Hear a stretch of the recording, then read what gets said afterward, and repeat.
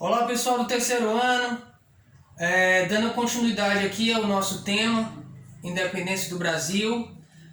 Falamos na aula anterior sobre o processo que desencadeou, esta independência em 1822 e na aula de hoje vamos falar do primeiro reinado e a resistência, as resistências à independência, ok? Vamos lá.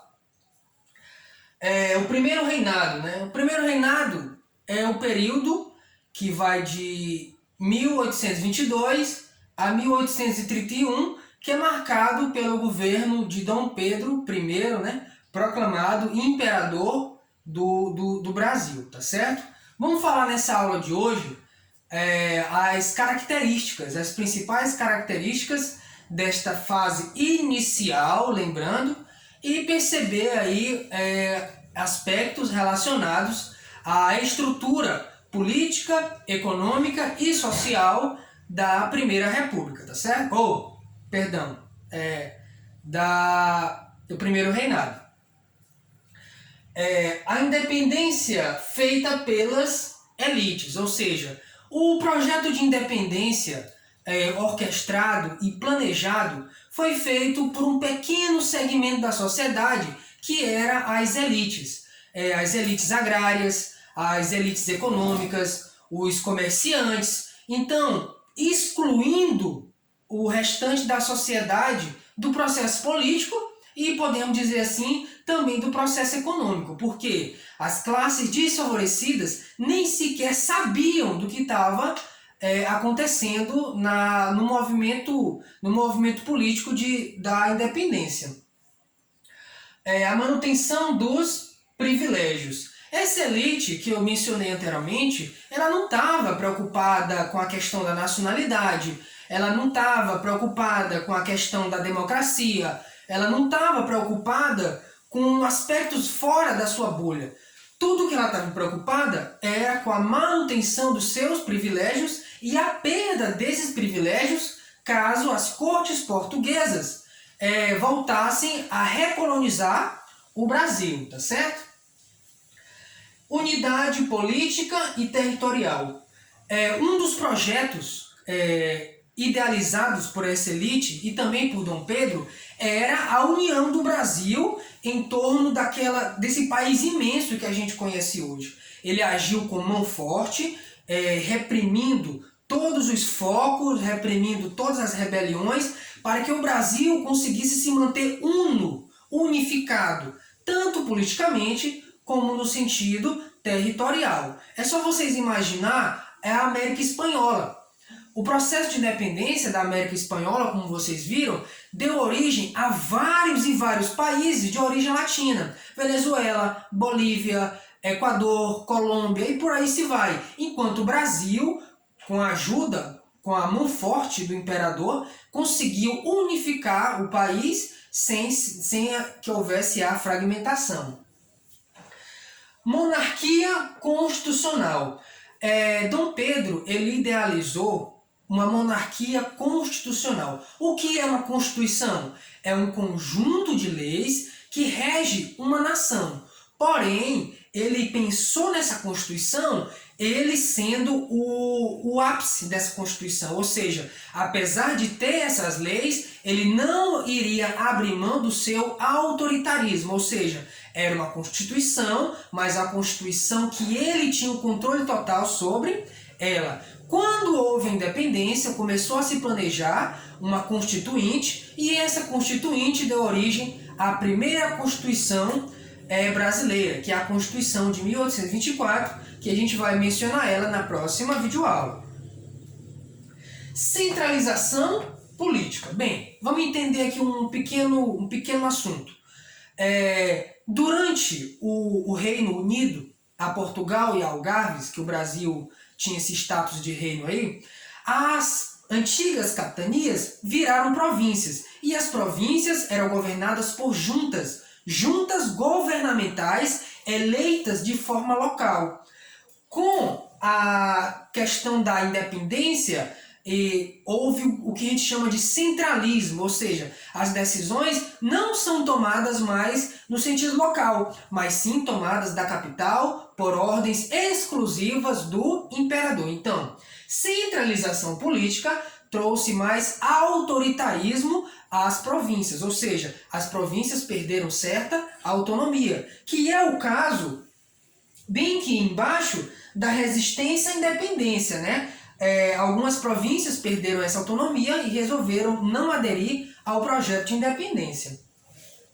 Liberalismo moderado. O liberalismo, meus queridos, eles têm duas vertentes, que é a política e a econômica. Esse liberalismo aqui, ele é moderado por quê? Porque ele não é completo. No sentido político, Dom Pedro I se mostrou bastante autoritário e não dialogava com os outros segmentos políticos da sociedade. E no sentido econômico, havia dependência diante da grande potência da época, que era a Inglaterra. Professor, que dependência é essa?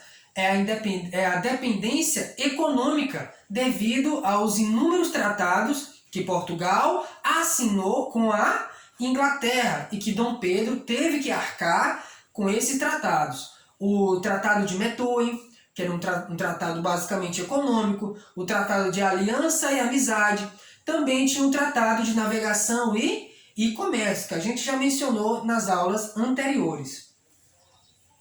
Economia dependente, ou seja, dependente da Inglaterra, a economia não mudou nada. Agroexportador, ou seja, todos os nossos produtos eram voltados para o mercado externo, o açúcar, o cacau, a carne, o couro, era visto como algo que não era para comercializar no Brasil, e sim para exportar.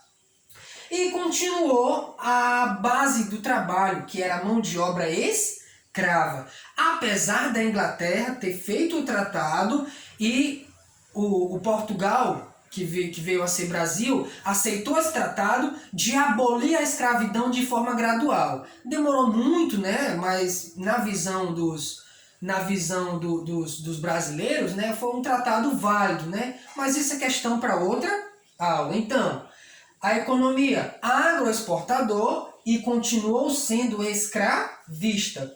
Vamos falar agora do reconhecimento da independência, ou seja, o reconhecimento internacional. 2 países imediatamente aceitaram a independência do Brasil, que foi os Estados Unidos e a Grã-Bretanha, né? Interessados em manter as relações econômicas e estreitar ainda mais as relações econômicas com acordos. E Portugal, somente em 1825, por meio de uma indenização de 2 milhões de libras. É isso aí. Portugal não aceitou de forma pacífica a independência do Brasil e pediu uma indenização de 2 milhões de libras. Quem pagou essa conta foram os brasileiros, pedindo empréstimos aos mais ricos da época, que era a Inglaterra. Vamos falar agora, para finalizar nossa aula, da resistência à independência. Bem, algumas províncias não aderiram à independência. A Bahia, o Piauí, o Maranhão, Grão-Pará e a Cisplatina. Bem, tirando a Cisplatina, a maioria dessas províncias aqui, a Bahia, o Piauí, o Maranhão e o Grão-Pará, tinham bastante relações políticas e econômicas com Portugal. E também se sentiram bastante incomodados com o centralismo político de Dom Pedro I. Então, elas resolveram não aderir à independência e Dom Pedro foi forçado a entrar com a força. Vamos lá. Essas províncias aqui versus as forças do governo. Quem faziam parte das forças do governo? Estrangeiros, milícias, populares e mercenários. Bem aqui nas milícias e populares, ou seja, havia as milícias que eram pagas e também havia os voluntários populares. Eram homens pobres, eram ex-escravos, até escravos foram incentivados a entrar na força militar para que mais na frente a liberdade dele fosse facilitada. Então, era um exército grande que foram combater cidadãos armados de pau, facão, foice, pedras. Então, era uma briga justa? Não sei dizer, mas o exército foi lá não vamos dizer que aniquilou, foi lá e suprimiu essas revoltas localizadas. A questão da Cisplatina é uma questão um pouco mais complicada, que a gente vai falar dela nos vídeos anteriores, quando a gente for falar da questão da Cisplatina e da Confederação do Equador. Houve duas guerras, certo? Houve uma guerra muito pesada aqui no Piauí, que foi conhecida como Batalha do Genipapo, que aconteceu em Campo Maior, onde não houve uma vitória dos populares, mas com o tempo houve a expulsão das tropas portuguesas, né? Não foi uma vitória nitidamente local, foi uma vitória em âmbito provincial. E também houve a questão da Bahia, né? A Bahia, muito atrelada às elites portuguesas de Portugal, não aceitava de jeito nenhum, e lá houve a maior batalha pela independência. Tá certo? Valeu, meus amigos. Até a próxima aula. Ótimo.